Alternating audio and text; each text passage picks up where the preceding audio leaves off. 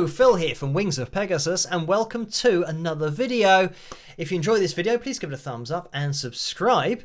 But this is a video that I never make. I never talk about politics on the channel, anything like that, because it's just not worth getting into, and everyone has different opinions, all that kind of stuff.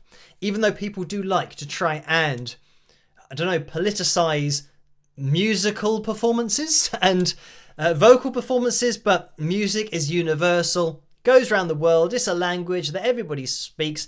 But anyway, what I'm going to be talking about tonight concerns me. I mean, in every sense of the word, but it affects me, and this is why I'm talking about it. Here in the UK, our Prime Minister has said publicly that we are behind in AI, and he wants to turn the UK into an AI superpower.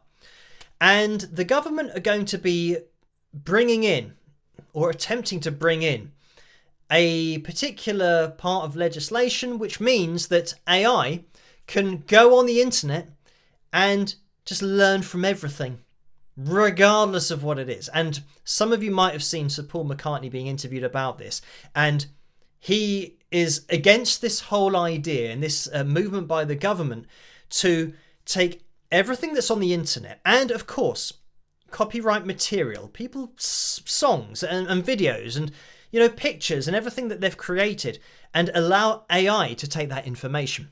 Now, the reason that this concerns me personally is recently I did receive an email from an AI company, and they were offering me a six-figure sum. There's a lot of money in AI, asking me for all of my content on my channel.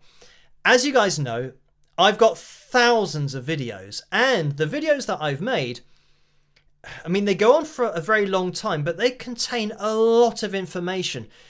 If AI were to look through my channel, it would get information on singers, it would get singers' voices, it would get, you know, pitch graphs, it might learn about plotting the human voice, it would learn about my voice, the way that I talk. And I know that the way that I talk is very good for AI, because with subtitles, it picks up every word that I say. So AI will know exactly what I'm saying and will learn a lot from my voice. It could even use my voice as an AI voice for future voiceovers on people's videos.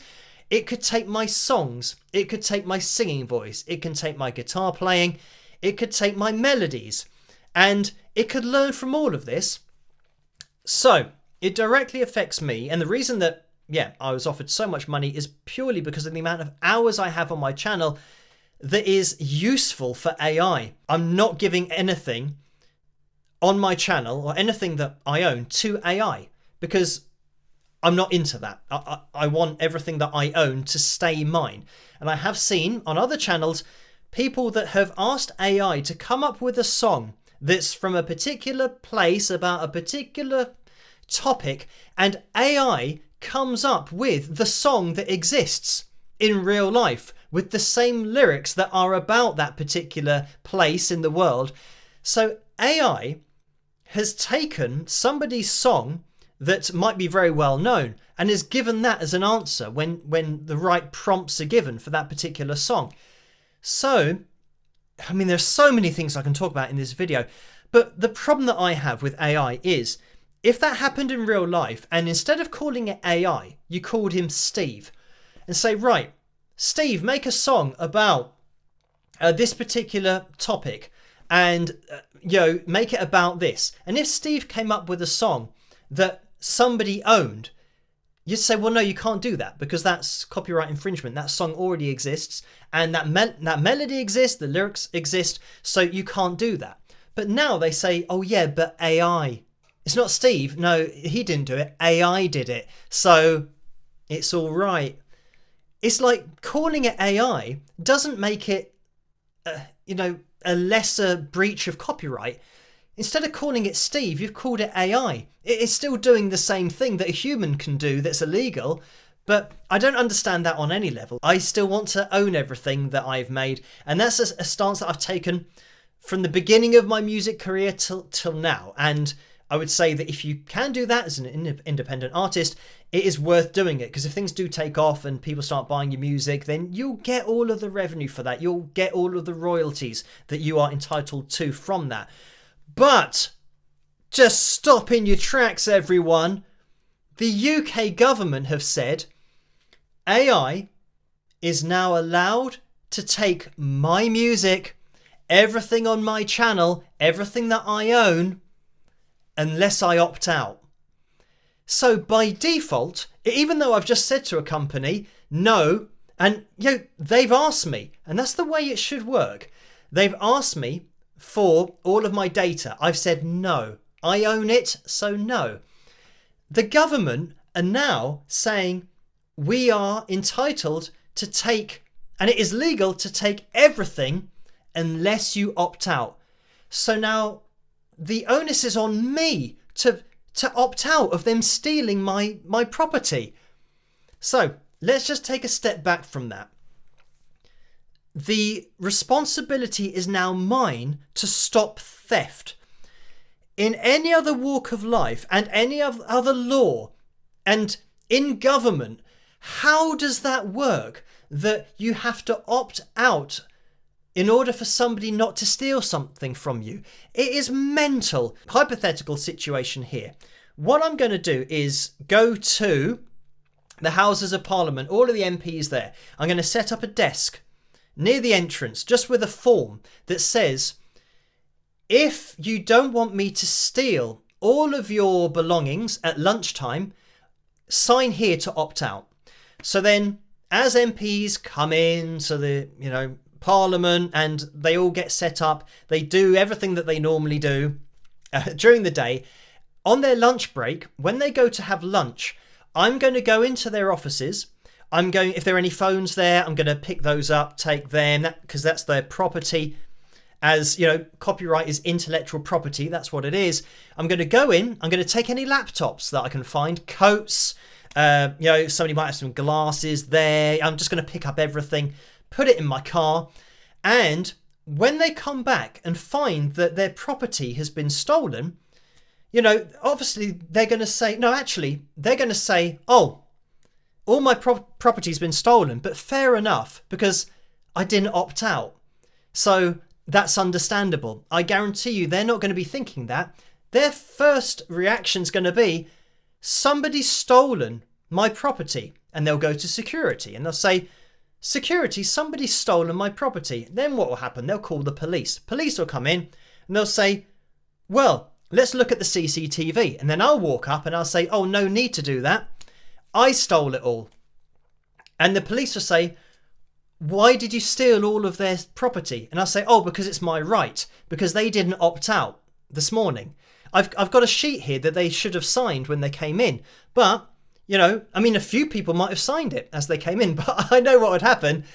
Of course, common sense would intervene and they'd say, this is stupid. So I'm trying to put it in layman's terms here so that people can understand. And I don't know how the government have even got to this point where somebody's thought process has taken this avenue, or down this avenue of thinking, you have to opt out in order to say that you want to keep your property.